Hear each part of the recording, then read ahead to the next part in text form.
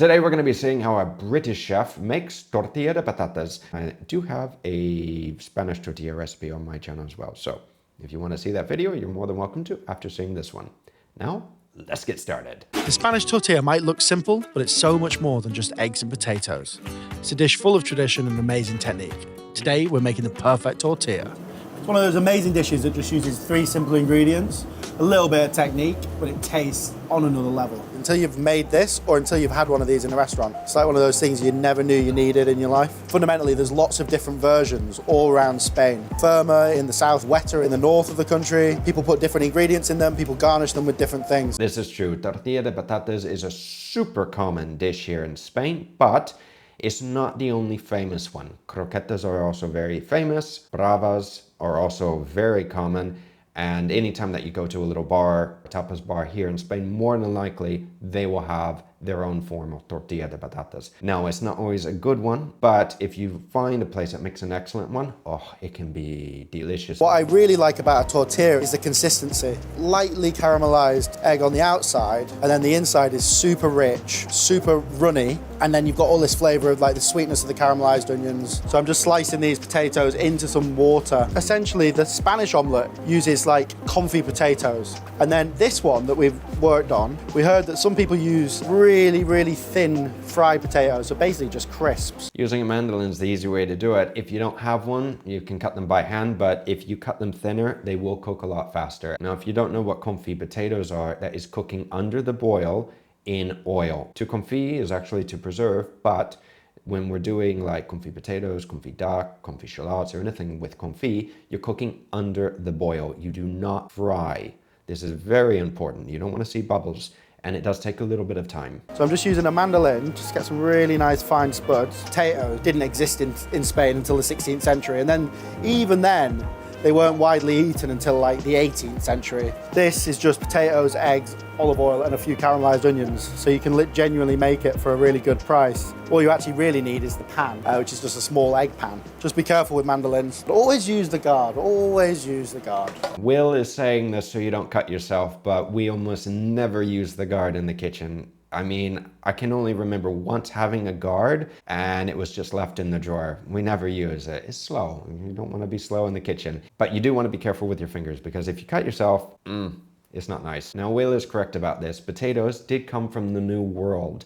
This is one of many ingredients that were introduced to Europe after the conquistadors conquered South America and the Americas. Now, potatoes are part of the nightshade family, so you don't want to be eating the leaves, of course, but you also want to be careful if your potato has a lot of eyes and if it's starting to turn green. The safest thing to do is to toss them and get some fresh potatoes and to make sure that you don't hurt yourself. Okay, so what we're gonna do, almost like you're preparing rice, so we're just gonna refresh this water and then continue to rinse them until all that starch is gone. If you left all this starch in, what you'd get in your sort of finished consistency is just a really light, starchy gumminess. The potatoes that actually all stick together inside the tortilla, so this is a really important step. I would not skip it. If you've got a grater at home, it works just the same, but basically what you're trying to do, you're trying to get them thin enough so you can get all the starch out really nicely, and also so you can crisp them up.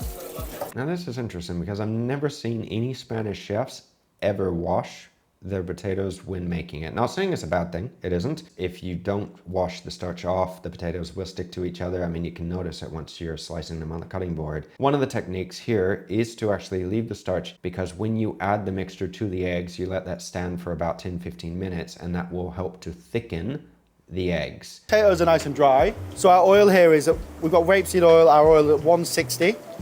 Or 320 degrees Fahrenheit. And essentially what we've got here, so instead of confit the potatoes, which is like traditionally, this is a much better way to get all of the moisture out of them. And what we want is, we want the texture of the potato in the final tortilla and the richness of these confit potatoes, but we don't actually want them to be like a claggy, potatoey texture. They basically form part of the sauce, which is the liquid egg yolk inside, mixed up with the caramelized onion. So we're going to lightly fry them and then we're going to let them dry out for a little bit under the lights. Now here in Spain, we cook with a lot of olive oil. If you're in another country, it's fine. You don't have to use olive oil, but Keep in mind, if you do use olive oil, even to fry with, not extra virgin, it will add flavor. Now, as for cutting the potatoes super thin to make them even a little crispy, believe it or not, there are some even Michelin star chefs here that do have recipes literally with chips. Well, potato chips in the US we call them, but with crisps. We're actually using a waxy potato for this. So that's why it's really important that you take out all the starch. So these potatoes are Yukon Gold, which was created in Canada actually. They're one of the starchiest, richest, waxiest types of potatoes you can get. Yukon Gold, those are very popular in the US. You can use them for quite a few things. The potatoes here that are common, you can use them for frying for chips as well, and you can use them for tortilla de patatas, are called agria. And of course, if you can find some cannibacks, you can also use those. They don't have such a high starch content and they have a lower moisture content. So if you do want to fry, that could be a good option. So like with all signature regional dishes, there's lots of debate about who invented it and where it actually came from. Some people say that this was invented in Bilbao by a general called Tomas. Basically, it needed something quick. He invented this specific type of tortilla de patatas, tortilla with potatoes in it. It's changed a little bit over time. I think it's still it's a fluid recipe, so you could add different things into this. This is one of the stories, but it is hard to tell because omelets or other tortillas, types of omelets, French omelets, and just eggs in general already existed and people were making them and more than likely adding other ingredients. I've had a really banging one with salt cod before. There's regional versions of this all the way through Spain. But I think the one that we're doing today is more of it's a traditional sort of northern style. I think Spanish food is probably my favorite. In terms of the fact that it's just so different all the way around Spain. We're lucky enough to have some amazing Spanish restaurants in London. I think my favorite eating experience on a holiday was when I went to San Sebastian, where they do the pintos and they just do this insanely good fish cookery. Nothing's that crazy, it's all quite simple, but it's just, like I say, it's just elevated with technique and usually insanely good ingredients. This is true. Spanish cuisine is actually becoming more and more popular. Here, olive oil is king. And when you get a really local, authentic dish, especially when you go to San Sebastian, there are some excellent restaurants in San Sebastian. Even Jason Atherton, who is well known in the UK, used to be one of the chefs for Gordon Ramsay, one of his top chefs, did an apprenticeship at El Bulli, which used to be in Roses, here in Costa Brava in Catalonia. And usually insanely good ingredients. So they've got a tiny little bit they give to them like this. And what they'll do is over time, they'll slightly solidify. And then we're just gonna caramelize these onions. As I'm just gonna add some salt to this as well. It's gonna help release some of the liquid from the onions. And then this is gonna cook down until it's really nice and caramelized. Now, if anybody's wondering how long does it take caramelized onions to cook, it takes a lot longer than you think to get them to this point. There are tricks. You can jack up the heat and cook them quickly. But if you do want to see more of a traditional way of cooking caramelized onions, because there are many different ways of doing it, then be sure to check out a recent video that I did make. So onions come off, and then it's roughly a 2-to-1 ratio. So put my 1 part onion there, 2 parts crisps. Mix these crisps and these potatoes, and then just get a little bit of olive oil, lightly warm some olive oil up. I'm gonna go in with a bit of black pepper. I mean, you can weigh it out, the 2-to-1 ratio, but ultimately, they're crisp, so it should look like way more crisps than potato. Maybe 3 tablespoons of olive oil. So this is basically just gonna start rehydrating everything. What we're gonna do now is leave that for about 10 to 15 minutes. The caramelized onions will start to soften all the potatoes. It all gets that sort of rich, it'll all get to know each other. This is it now. So this has been sitting for 15 minutes. And you can almost see, if you look at them really closely, the chips have taken this different kind of shape. They've got a lot of that olive oil coat in them. They've softened slightly and the mix is starting to take shape, ready to add in all of our egg mixture to this. Actually curious, I would like to try this method because it looks like a very interesting method. Eggs now, obviously the next main ingredient. So just roughly weight-wise, I'll weigh this just so you know it, so you've got a good measure at home. So that is 250 grams of potato and onion combined. And to that 250 grams, I'm gonna add 6 really nice quality eggs. So crucially, these eggs are at room temperature. So what we wanna do is, it's gonna be a bit of a balance of making sure that our eggs are really nicely caramelized on the outside, but then really nice and gooey in the middle. So what you don't want is a load of cold egg all around the tortilla. You want it to be really nice and light. The reason why Will is saying this is that anytime that you add any cold ingredients to a very hot pan, What does it do? It drops the temperature. Now, if it drops the temperature too far, you're not going to get that color that you want. It's going to take a lot longer. You want it to be really nice and light. Fold your egg mixture into your potatoes and onion. Lots of seasoning. So I've heard the old adage is 100 turns of black pepper. I'm just going to do a few less than that, but quite a lot of black pepper. So the pepper is actually a proper ingredient and a really intense flavor profile rather than just a seasoning. A really good hit of salt.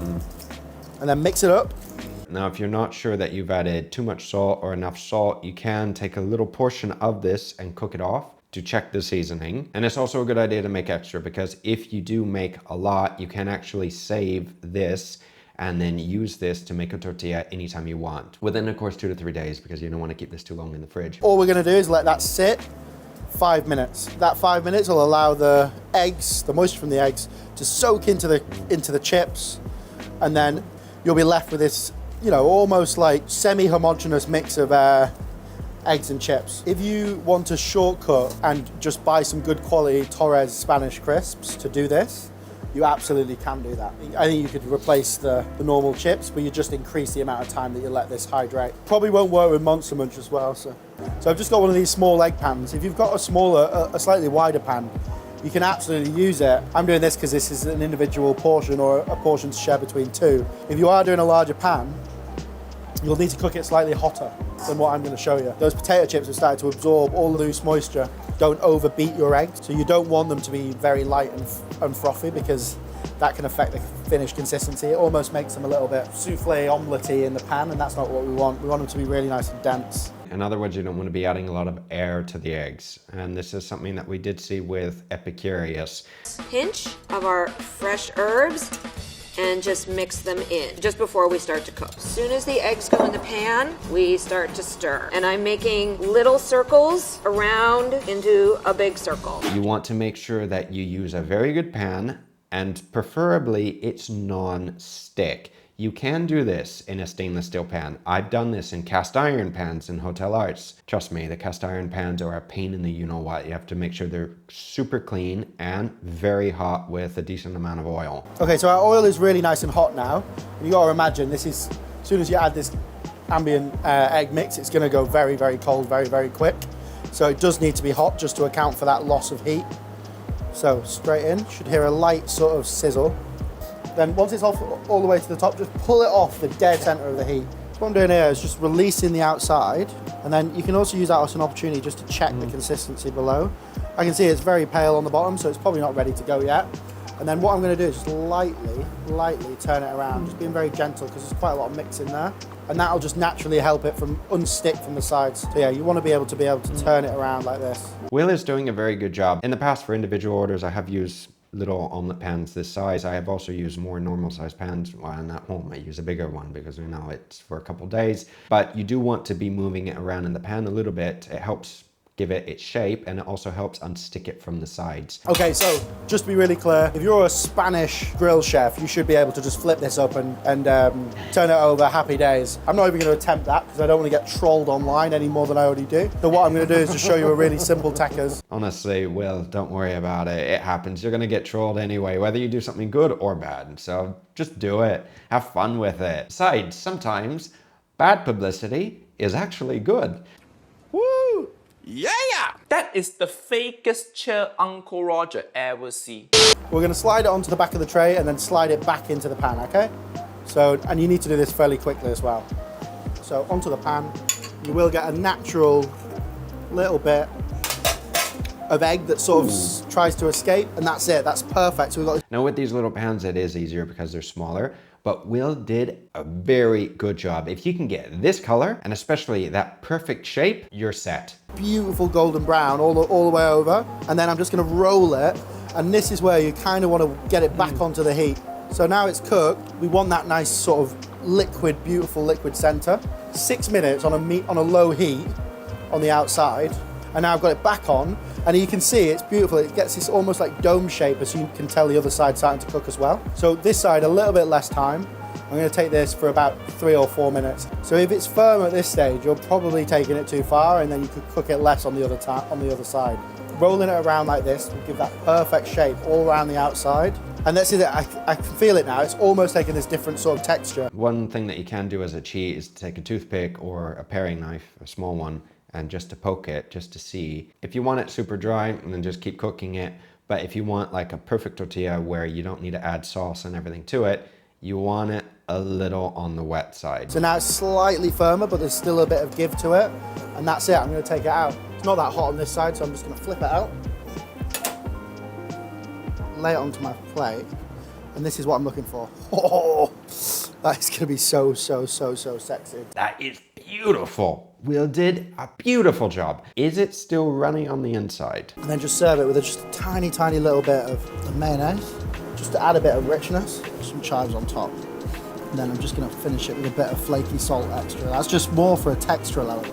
When you're over at grandma's house in Spain, you don't get a tortilla like this, you know? This is a very chefy thing, and as you can tell, it's very pretty. Spanish family, you know, you just get a tortilla on the plate with a bit of pan con tomate with bread and tomato, and maybe you'll add a little bit of jamon serrano, maybe. What you're looking for is beautifully caramelized egg on the outside, but then a really soft, runny middle with that super rich egg yolk. Now, if many of you say, oh, look at that, it's underdone, no, you can't eat it. Well, you can, but if you don't like it and you're squeamish about it, it's not an issue. If you did happen to undercook it too much, you can still kind of like put it back in the pan and try, or you can just pop it in the microwave for a few seconds to firm it up. Speak to chefs and they always talk about, you go for a tasting menu, you'll get caviar, foie gras. I think this is like, for me, the ultimate luxury, and it's only 3 really humble ingredients. I have to say, chef, you did an outstanding job. After our first review of Fallow, Will did invite me to London to cook with them, and I think I'm gonna take him up on the offer. I don't know yet, of course, my schedule for 2025. I have a lot of ideas and places to go, but England is not that far away. Let me know what you think down below, everyone, but if you did happen to enjoy this video, don't forget to like, share, and subscribe. It means a lot to me. Be sure to check out this next video here, and I will see you again soon. Take care.